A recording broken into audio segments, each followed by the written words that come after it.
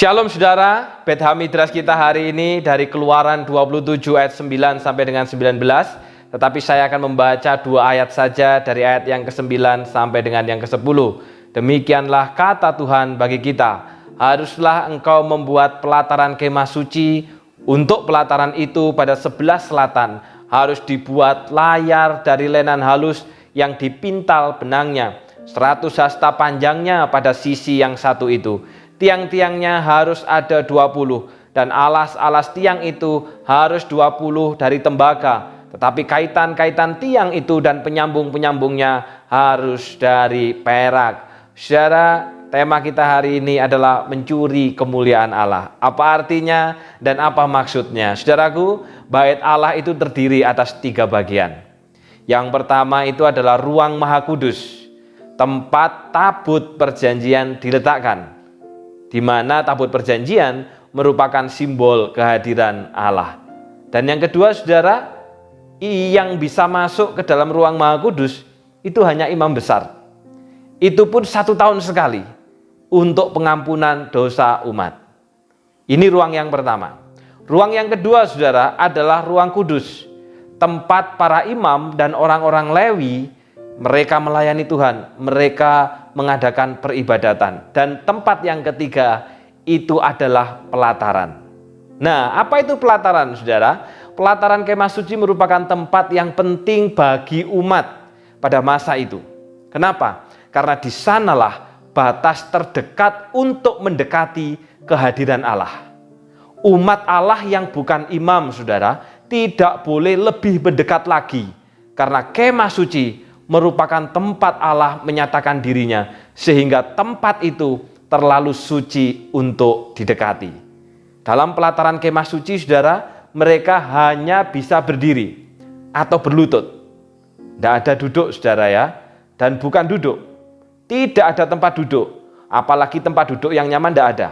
Yang bisa dilakukan di pelataran adalah berdiri atau berlutut.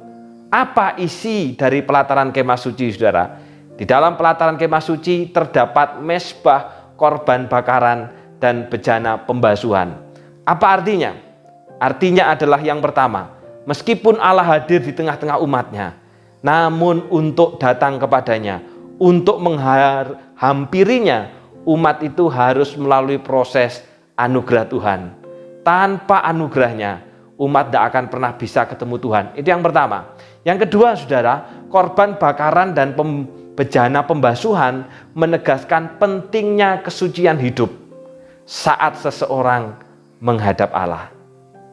Saudara, mengapa Allah begitu detail mengatur pelataran kemah suci ini? Kalau kita baca saudara, luasnya, lebarnya, tingginya, ataupun juga benda-benda di situ semua diatur oleh Allah dengan begitu detail. Pertanyaannya, kenapa Allah begitu detail saudara? Jawabannya adalah karena Allah yang mengundang kita untuk datang dan menyembahnya. Serta saudara, Allah mau saya dan saudara menghampiri Allah sesuai dengan cara Allah dan bukan cara kita. Karena itulah Allah mengatur sedemikian rupa saudara. Ini yang membedakan penyembahan kepada Allah yang benar dengan penyembahan berhala pada masa itu. Berhala dibuat oleh tangan manusia. Berhala diciptakan oleh manusia, sehingga berhala adalah ciptaan. Maka menyembahnya pun pakai cara manusia. Namun tidak demikian dengan Allah kita. Allah kita adalah pencipta dan bukan ciptaan. Maka menyembahnya pun harus dengan cara dan ketetapan Allah, bukan dengan cara manusia atau yang menyenangkan hati manusia. Saudara, saya yakin pada saat pembangunan kemah suci saudara, tentunya di tengah-tengah umat pada masa itu banyak sarjana arsitek, banyak sarjana teknik sipil, banyak sarjana desain, mungkin desain grafis, mungkin desain interior, banyak saudara. Artinya mereka punya kemampuan, mereka punya kecakapan untuk mendesain pelataran kemah suci. Tetapi saudara, semuanya harus tunduk kepada kemauan Allah. Karena ibadah itu menyenangkan hati Allah dan bukan hati kita. Maka pertanyaannya saudara, bagaimana dengan ibadah kita? Apakah ibadah kita ini sudah sesuai dengan kemauan, cara, dan menyenangkan hati Allah?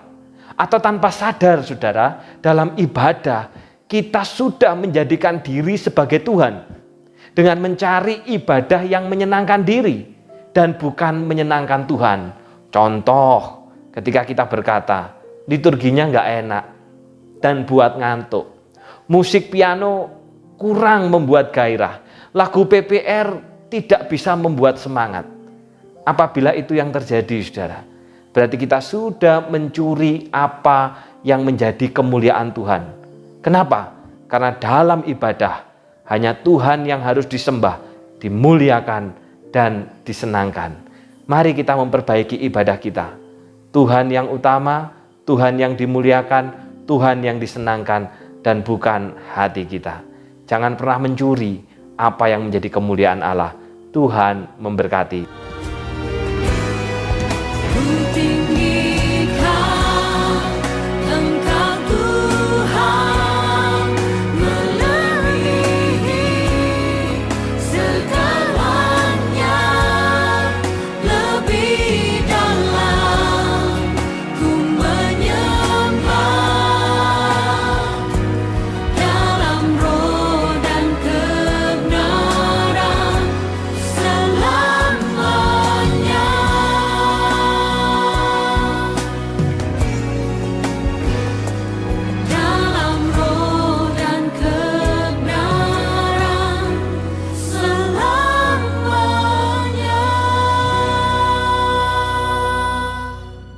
Mari kita berdoa.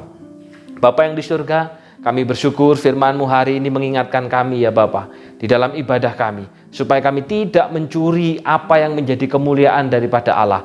Karena di dalam ibadah itu, hanya Engkau yang harus dipuji, ditinggikan, disenangkan, dan juga hanya Engkau yang harus dimuliakan. Ampuni kami, jikalau selama ini tanpa sadar, kami telah mengukur ibadah itu menurut kesenangan kami, apa yang menyenangkan kami, apa yang menyukakan kami, apa yang membuat kami nyaman. Tetapi kami lupa dan tidak bertanya, apakah itu juga menyenangkan hati Tuhan. Biar reformasi terjadi pada ibadah kami. Dan secara khusus Bapa, pada saat ini hamba-Mu berdoa untuk keluarga kami, saudara kami, yaitu Jimmy Christian yang tepat hari ini telah bertambah usia di dalam kemurahan Tuhan. Oh, kiranya Engkau Tuhan tolong Jimmy Christian supaya menjadi seorang muda yang takut akan Tuhan.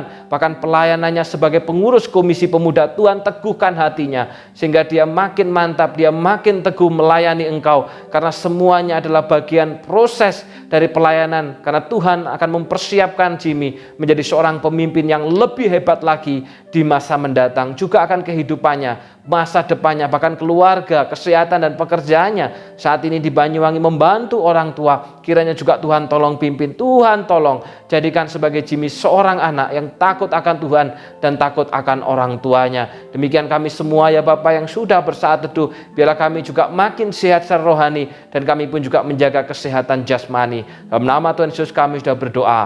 Amin. Selamat ulang tahun untuk Jimmy Christian.